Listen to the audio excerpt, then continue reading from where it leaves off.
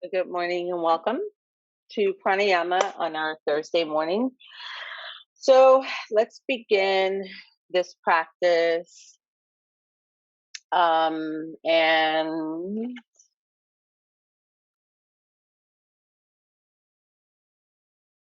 we will come to a comfortable seat. I'm sorry, come to a comfortable seat. And you can release your hands onto your lap, palms down. Relax your shoulders. And see that you don't lean back into a chair if you're sitting on a chair. Just come to a comfortable tall seat so that your spine is tall. And relax your shoulders. Gently roll your eyes closed. You can roll your eyes towards the space in between your eyebrows or maybe the tip of your nose. The idea is to find a place where your eyes will be still. And let's just take a couple of minutes here to ground ourselves.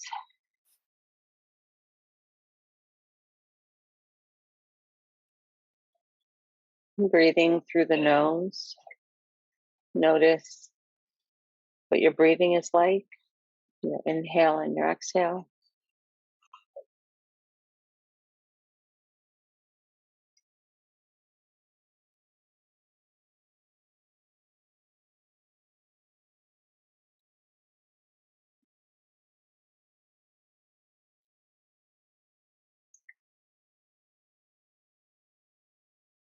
This morning we are going to share a mantra. It's a new mantra that we are going to begin practicing, and I just started practicing as well. And it's a really beautiful mantra. And it's Om Ma Sharanam. Om Ma Sharanam.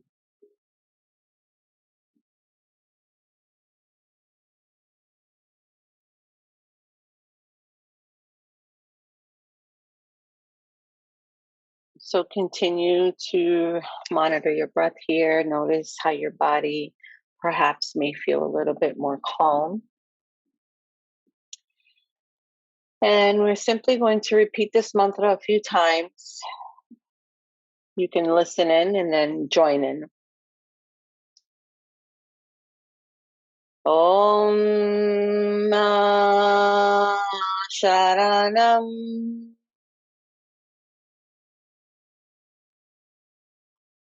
Om Ma Sharanam.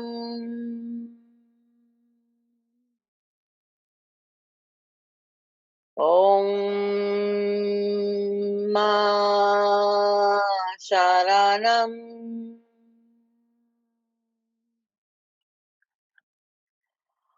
Om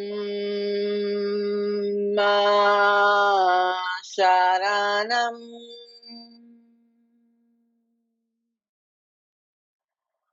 Om Ma Sharanam. Om Ma Sharanam.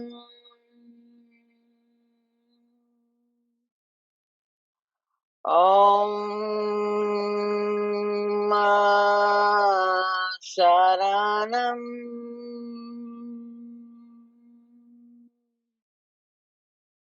Om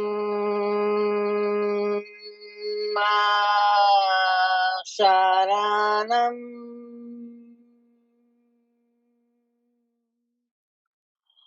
Om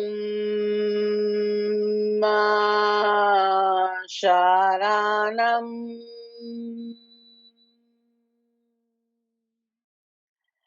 Om Ma Sharanam.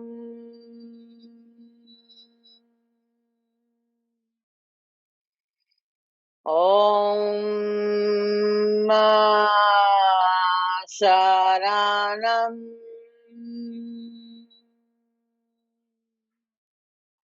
Om Sharanam.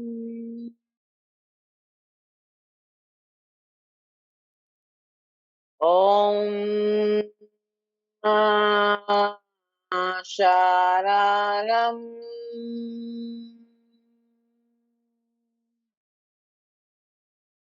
Om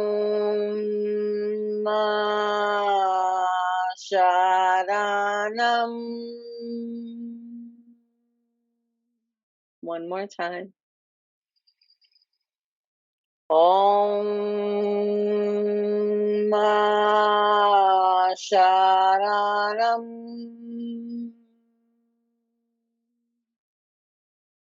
Good.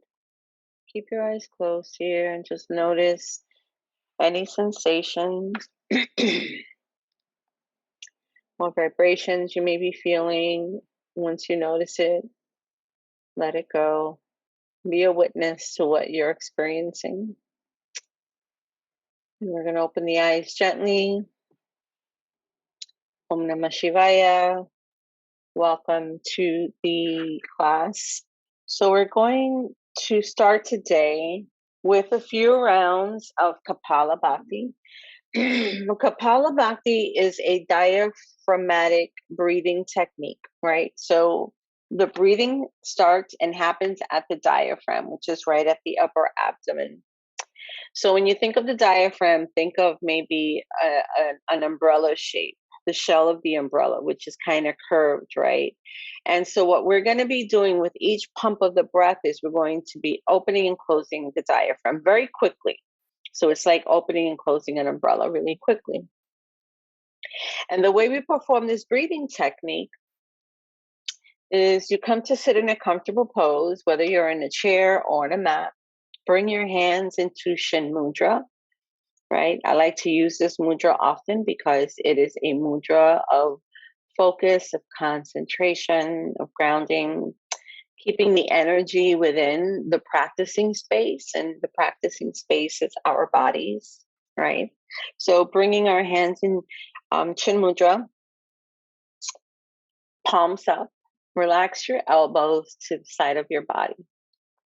And make sure that you're sitting up straight, right?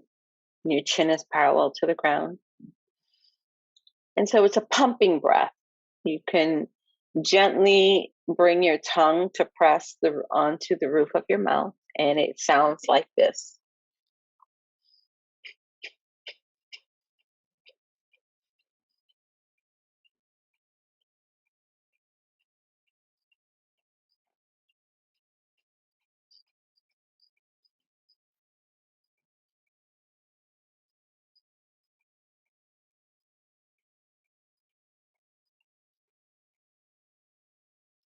And as you can see, sometimes when we're not really focused, like I wasn't just now, I released the tongue in my mouth and the breath snuck out from the mouth. So what we want to do is we want to try to avoid that and keep the breathing to the nose, in and out of the nose. And then also notice that a lot of the movement is going to be really at the abdomen. All right, so at your belly. And as you go on, you'll notice that your back, your shoulders, your whole body would eventually try to get involved here with the pumping, right? So see if you can focus the movement, bring that movement and target that to your abdomen. Try to keep the shoulders relaxed and still, your body relaxed and still, and just focus all of that movement in your belly space. It'll feel eventually like maybe you're doing crunches.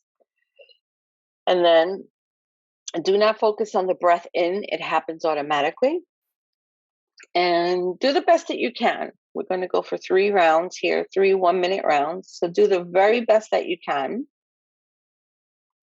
And I'm putting my timer on, guys, so that way I can keep proper time.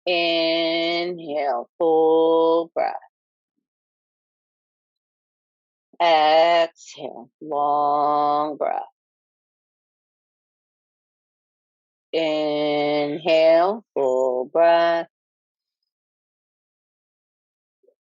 Exhale, long breath. Inhale, full breath to retain for 45 seconds. And retain your breath. Relax the shoulders. Relax your forehead.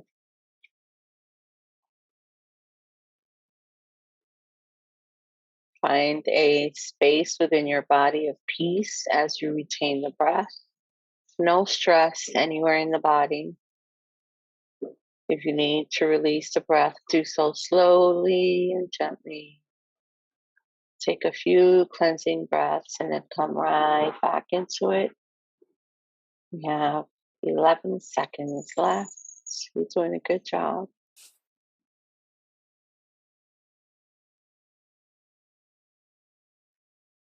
And release the breath. Keep your eyes closed. Stay focused here. Stay still. Feel the practice in your body.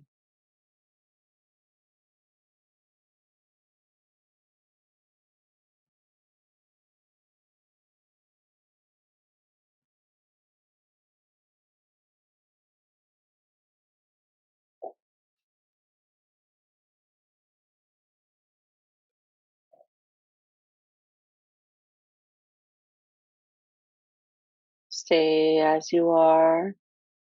We're going to transition into Anuloma Viloma, alternate side nostril breathing. So exactly from where you are and keeping your eyes closed, raise your right hand, keeping your left hand in chin mudra, thumbs touching your pointer finger, resting that left hand palm up on your lap. Your right hand, we're going to lower the middle finger and the index finger, and we'll keep the thumb, ring, and pinky finger up. Place your right thumb onto your right nostril, pressing in gently just to cover up the space. Inhale through the left side. Exhale, left side. Cover the left nostril, release the right. Inhale, right side. Exhale, right side. Cover the right nostril. Inhale, left side. Exhale, left side. Cover the left nostril. Inhale, right. Exhale, right. You're going to spend the next 4 minutes breathing in this manner. Cover your right nostril. Inhale, left. Exhale, left.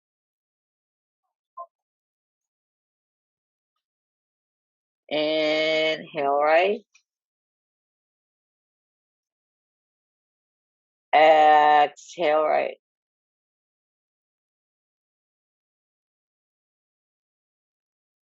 Inhale, left. Exhale. Inhale, right. Exhale, right.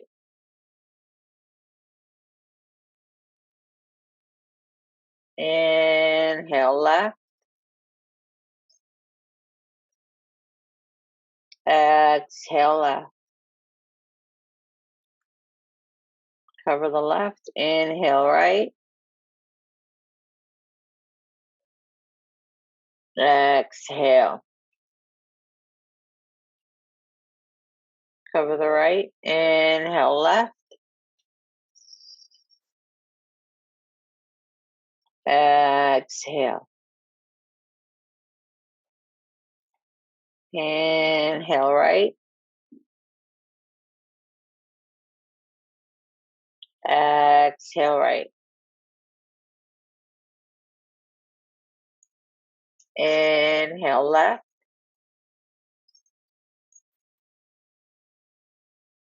Exhale left. Inhale right. Exhale right. Inhale left. Exhale left. Inhale right. Exhale right. Inhale left.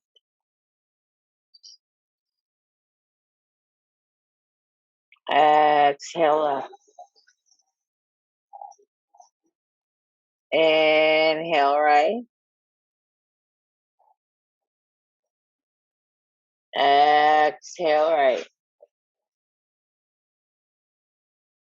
Inhale left. Exhale left. Inhale right. Exhale right. Inhale left. Exhale left. Inhale right. Exhale right. Inhale left. Exhale left. Inhale right. Exhale right. Inhale left. And exhale left. Release both hands back onto your lap. And chin mudra, thumb to touch index. Again, notice how you feel. Notice any sensations that may have come up. Notice how your mind is quieter, how your body may feel a little bit more grounded. Maybe perhaps how calm your breath is at the moment.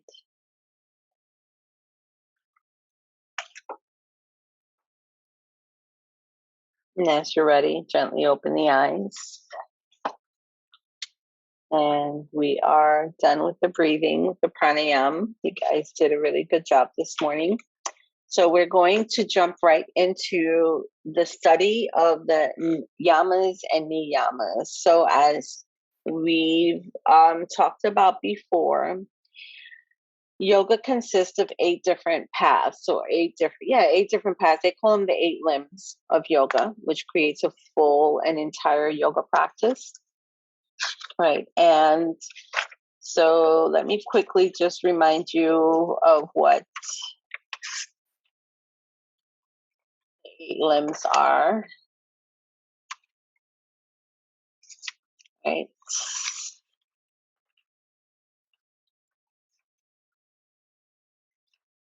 So we have 8 pathways. And the first 2 pathways that we're going to talk about, again, the 8 limbs represents a full yoga practice, right? Not only the physical part, which is what usually brings us to the mat. So the first path are the yamas, like the yamas and niyamas. So you want to think of these as observances, as things that we should pay attention to in our lives, and then find ways of incorporating them into our lives, right? So the first yama, there's 5 in each. There's 5 yamas and 5 niyamas. So the first yama is called ahimsa, ahimsa, ahimsa, which translates into nonviolence. Now, when you think about the word nonviolence, and now moving forward, when you say the word ahimsa, think about it, you'll think about nonviolence, right? Most times when we think about nonviolence, our thoughts immediately jump to causing violence to another person, right? Or being physically violent to another person. Causing physical pain to another person, right? But there are other ways that we are violent without ever, ever having to lift up a finger, right? And so, what I want to share with you are different ways in which we do these things. And last week, we talked about finding courage in our practice of ahimsa, right? And so the first one was finding courage. And this morning, we're going to talk about dealing with powerlessness in ahimsa, in nonviolence, right? So one of the biggest challenges to maintaining balance is feeling powerless. Feeling powerless leads to outward aggression in the form of frustration and anger, or withdrawal inward into depression and victimization. We fear our own power, and we often feel trapped at our sense of powerlessness. By powerless, I mean those times run out of choices.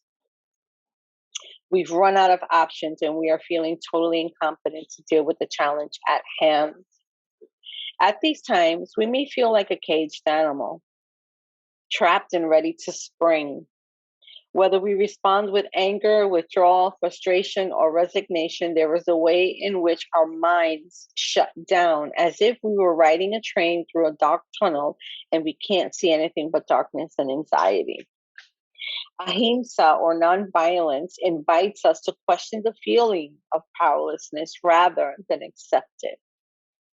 When we feel powerless, we have forgotten how much choice we really have. We have a choice to take action, and we have a choice to change the story we are telling ourselves about our powerlessness, right? Instead of sulking in the feeling of powerlessness, we can ask, what do I need to do right now to feel competent to handle this situation? During these times, we can also jumpstart ourselves by remembering past times when we successfully handled a challenging situation while remaining loving and whole, and then trying to find that feeling again. I have found 3 ways of thinking that shift me out of feeling powerlessness. Practicing gratitude, trust in the moment, and thinking about others. When I change my approach, I'm out of the dark tunnel. I'm out of that dark tunnel of powerlessness. And suddenly, in the light, I see many options. For instance, if my car breaks down at an inconvenient time, I can choose to be grateful that I am safe and have my cell phone. I can choose one of many options for support for towing and fixing my car. I can turn the whole situation into an adventure by perhaps riding the bus for the first time in years, or calling an old friend for a lift and trusting that somehow all is well. Often we carry a sense of powerlessness from a childhood story, right? Perhaps at one time in our lives, the story was true, but it probably isn't true anymore. I do many private consultations with people who are feeling powerlessness from believing an old story that they have continued to accept as truth. I have come to believe that any sense of powerlessness we are feeling can be traced back to the story we are telling ourselves in the moment about the situation. We all have the choice to tell a different story and grow ourselves up to take responsibility for our lives in a new and fresh way. Situations where we feel powerless can also be opportunities to grow our skill level with life. Right? I find my powerless issues arise with technology and mechanics.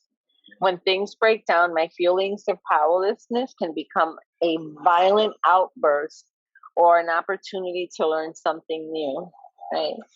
How many times hasn't that happened to one of us, right? Where we can be maybe cleaning, excuse me for a moment.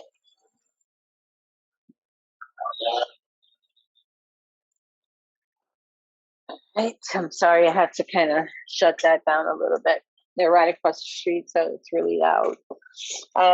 So how many times haven't we put the key into the car and the car doesn't start right away, right? And you're like, what's going on? And you're pressing. I know it's happened to me plenty of times, right? And you're turning the key and turning the key and turning the key, nothing happens. And then, we go into this space. I remember, I'm going to share with you this one instance that talks exactly about shifting our mindset in that moment, trusting the moment and shifting the mindset. So Victor and I took a trip to the ashram over 2 years ago. This was for my 50th birthday, right? And so we went to the ashram. We stood there for a week, had a wonderful time. Excuse me, excuse me. Oh wow, this is really like here. Let me find some quiet here. Okay, much better.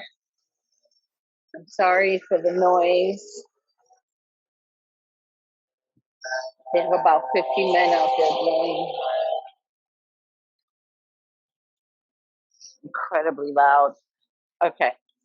So we were coming back from the trip, and we pull out of the ashram. We're not even on the highway yet. And we're just like, wow, enamored, right? With the view, with the trees. It was, November, so the fall colors were still alive. It was just a beautiful trip. And we're coming out and we're hitting on the highway, and we finally get onto the highway.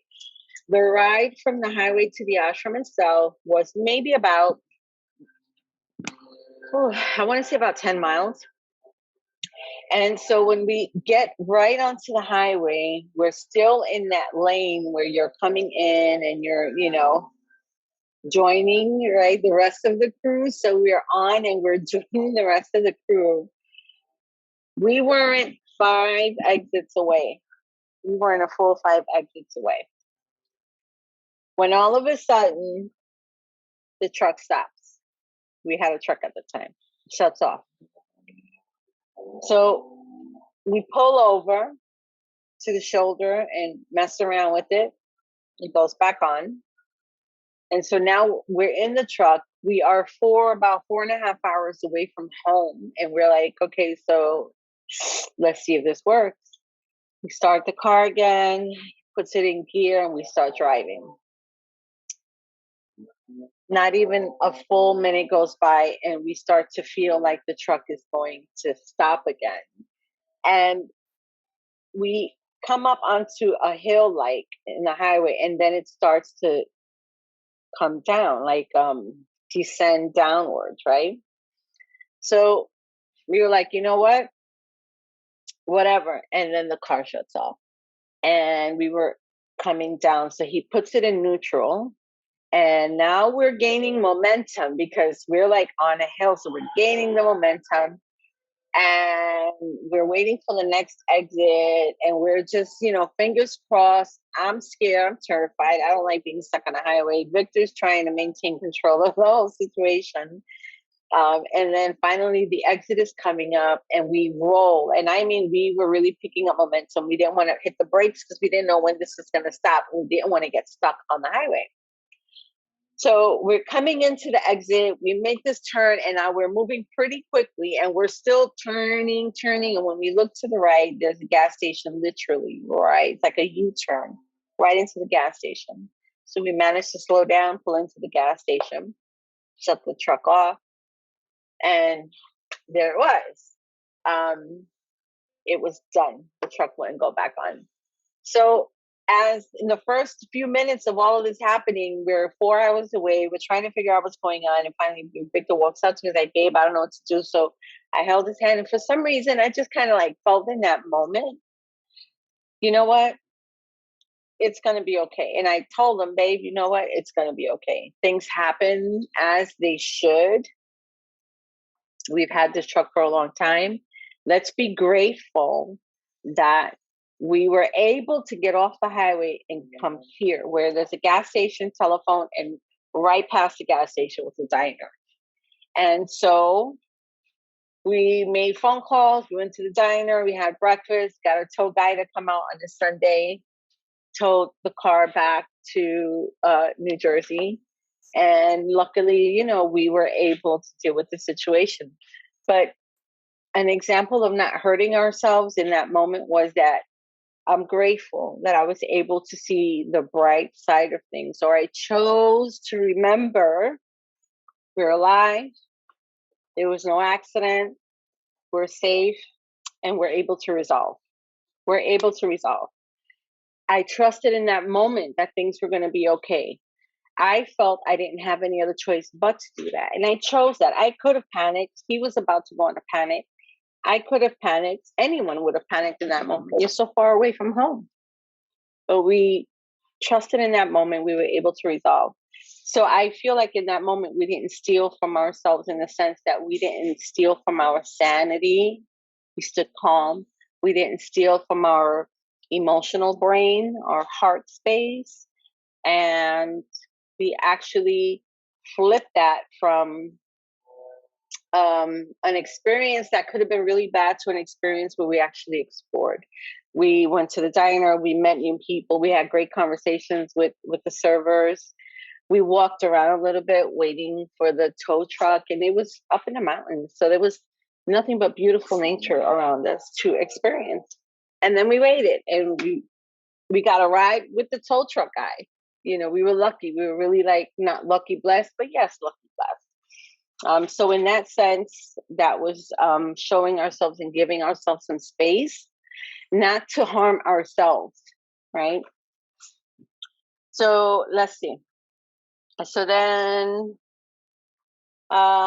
there's a saying from Yogaraj Achala, right, where he says he ponders these words: I excite myself with incompetencies. With this attitude, feelings of powerlessness become opportunities to become competent rather than violent. In that moment in upstate New York, we became more competent rather than violent by speaking to ourselves, cursing ourselves out, cursing the truck out, cursing everything out, or getting angry, right? And then let's talk a little bit about showing self-love when it comes to ahimsa. And then we'll stop here. Actually, you know what? We'll keep it right here. We'll keep it because there's two other small paragraphs that go. I would rather do them together, and we won't have time today. So the next one will be self-love, and the other will be violence to others, and then we'll continue on with the studies. All right. So let's come into a comfortable seat. Let's close our eyes, bring our hands onto our laps. And we're going to share that mantra that we began with, Om Ma Sharanam. So Om is universal, right? It's all, encompassing all. It can be I, we, all. Ma is great mother, or that great mother energy. It could be Mother Jaya, Earth, your mother, my mother. Any strong motherly nurturing presence. Sharanam, I seek refuge, or I seek your protection. I seek your covering, right? So that we can have a healthy practice, so that we can have a safe practice, okay? So we're going to repeat this 3 times together. Let's bring the palms to touch in front of our heart space. Take a breath, inhale. Inside, out the mouth. Relax the shoulders, soften the belly. Inhale. Exhale from the nose. We'll begin the chant after this breath. Inhale. Om Sharanam. Om Sharanam. Om Sharanam.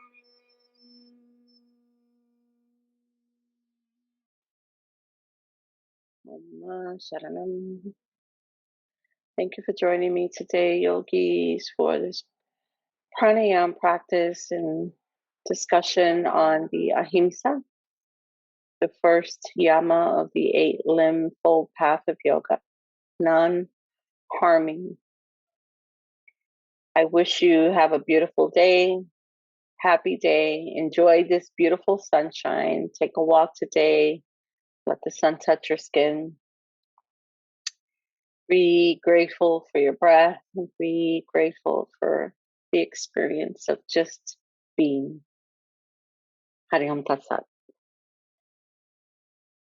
Have a great day, guys. If you have any questions, feel free to send me an email to namaste@bayohmyoga.com, or you can go on the website, www.bayomyoga.com. On the homepage, scroll all the way down, and you can hit contact me and send me a message there, and I will reply to you as quickly as I can. Also, I haven't announced it yet, but on the website, if you go, and you will now find a new tab called the Wellness Shop. You can jump right over to that tab, and there you can find BayOhm yoga gear. There we have sweatpants and t-shirts and sports bras. We have here leggings, shorts, flip-flops, coffee mugs, stuff like that. Feel free to shop and continue to support the studio. I greatly appreciate your time and your energy, and definitely your support. I look forward to continuing this beautiful path of practicing yoga together, learning and teaching together. Thank you so much, yogis. Have a fabulous day. Om Namah Shivaya.